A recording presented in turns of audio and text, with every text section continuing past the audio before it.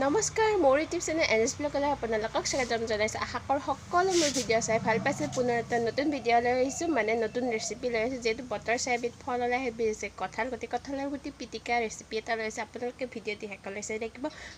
কেনেকৈ বনালে সহজ পদ্ধতিতে বলক ভিডিঅ'টি আৰম্ভ কৰোঁ। কঁঠাল যিমান মানুহে বেয়া পায় তাতকৈ বেছি কঁঠালৰ গুটি খাই বহুত মানুহে পায়। আৰু মই ভাবোঁ যে কঁঠালৰ গুটিকেইটাৰ কাৰণে চাগে কঁঠাল কিনি আনে আৰু সেনে আমাৰ লগতো হয়। যিহেতু বহুত বেছি গৰম পৰে সেই সময়তে কঁঠাল ওলায় আৰু সেইকাৰণে গুটিকেইটাৰ কাৰণে কঁঠাল কিনি অনা আৰু কঁঠালৰ গুটি খাই সঁচাকৈ বহুত বেছি ভাল লাগে। যেনেকৈ নেদক বইল কৰি হওক ৰান্ধি হওক যেনেকৈ নেদক সেয়ে কঁঠালৰ গুটি এটা ধুনীয়া সহজ ৰেচিপি লৈ আহিছোঁ। কঁঠালৰ গুটিৰ লগত তিলৰ পিটিকা তিল দিয়া পিটিকা। আৰু এই কঁঠালৰ গুটিকেইটা ধুনীয়াকৈ ধুই বাকলিকেইটা শুকাই লৈছোঁ। আৰু এতিয়া মই কেৰাহীটোত মই এয়া সেকিব দিছোঁ তেতিয়াহে সিজি যাব। এয়া চাওক মাজে মাজে চেক কৰি চাই আছোঁ সিজি গৈছে নে নাই। বাকলিকেইটা ক'লা পৰাকলৈকে এনেদৰে সেকি ল'ব লাগিব। আৰু তাৰপিছত গোটেইকেইটা মই ধুনীয়াকৈ চেক কৰি চাই আছোঁ সিজি গৈছে নে নাই। গোটেইকেইটা ধুনীয়াকৈ সিজি গৈছে। আৰু এতিয়া মই কাঁহী এখনত ৰাখি দিছোঁ। আৰু কেৰাহীটোত যিহেতু লেতেৰাবিলাক লাগি গ'ল এতিয়া মই কেৰাহীটো চাফা কৰি লৈছোঁ। কথাটো হ'ল কি তিলকেইটা মই ৰোষ্ট কৰি ৰোৱা নাছিলোঁ। আৰু যদি তিলকেইটা ৰোষ্ট কৰাই থাকে গুড়া কৰাই থাকে আৰু তেতিয়া আৰু সোনকালে হৈ যায় এই পিটিকাখন। এতিয়া মই কেৰাহীটোত এয়া তিলকেইটা ৰোষ্ট কৰি লৈছোঁ। চাওক কি ধুনীয়াকৈ মিহি হৈ গৈছে আৰু এইখিনি ৰাখি দিব পৰা হৈছে গুড়া কৰি ল'ব পৰা হৈছে। আৰু এইখিনি মই প্লেট এখনত ৰাখি দিম। আৰু কেৰাহীটোত অকণমান তেল দি এটা মিহিকৈ পিঁয়াজ কাটি লৈ এয়া ভাজিব দিছোঁ। আৰু লগতে এয়া শুকান জলকীয়া দিছোঁ। শুকান জলকীয়া দিলে খাই ভাল লাগে আৰু সেইকাৰণে জ্বলা বেছি হ'লে খাই ভাল লাগে। আৰু এইখিনি ধুনীয়াকৈ মই ভাজি ল'ম।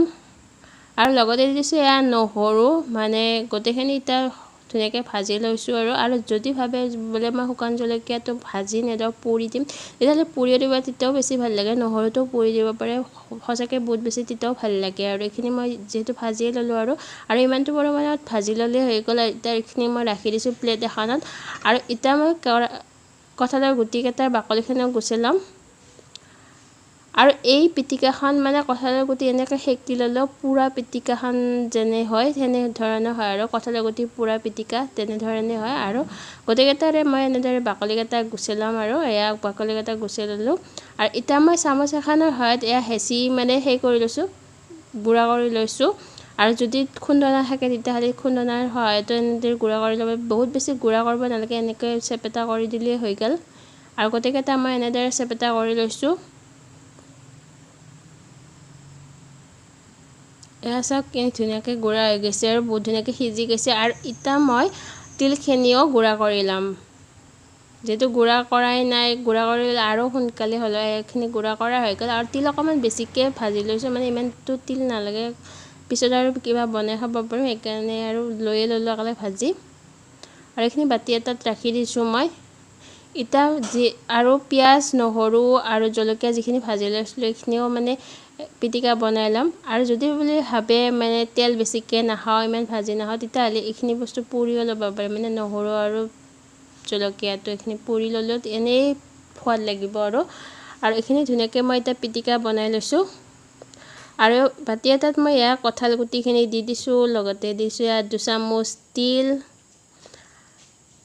তিলৰ গুড়িখিনি দি দিছোঁ। আৰু লগতে দি দিছোঁ এয়া পিটিকা বনাই ৰখা পিঁয়াজখিনি। আৰু দি দিছোঁ এয়া কেঁচা জলকীয়া, কেঁচা পিঁয়াজ এইবিলাক দিলে সঁচাকৈ বহুত বেছি ভাল লাগে। আৰু এয়া দিছোঁ নেমুৰ ৰস 2 চামুচ। আৰু লগতে দি দিছোঁ এয়া মিঠাতেল নিজৰ প্ৰয়োজন অনুসৰি দিব পাৰে। কিছুমানে পিটিকা বা চাটনি এইবিলাকত তেল বেছিকৈ দিলে খাই ভাল পায়। আৰু মই যিখিনি লাগে আৰু সেইখিনি দিছোঁ, এচামুচে দি দিছোঁ। আৰু এতিয়া গোটেইখিনি ধুনীয়াকৈ মিক্স কৰি লৈছোঁ। আৰু এটা বস্তু দিয়া নাই, সেইটো হৈছে নিমখ দিব পাহৰি গৈছোঁ। আৰু সেইখিনি মই এতিয়া দি দিম। এয়া নিমখ দি দিছোঁ। দি কিনে গোটেইখিনি ধুনীয়াকৈ মিক্স কৰি লৈছোঁ আৰু ক'ৰবাত।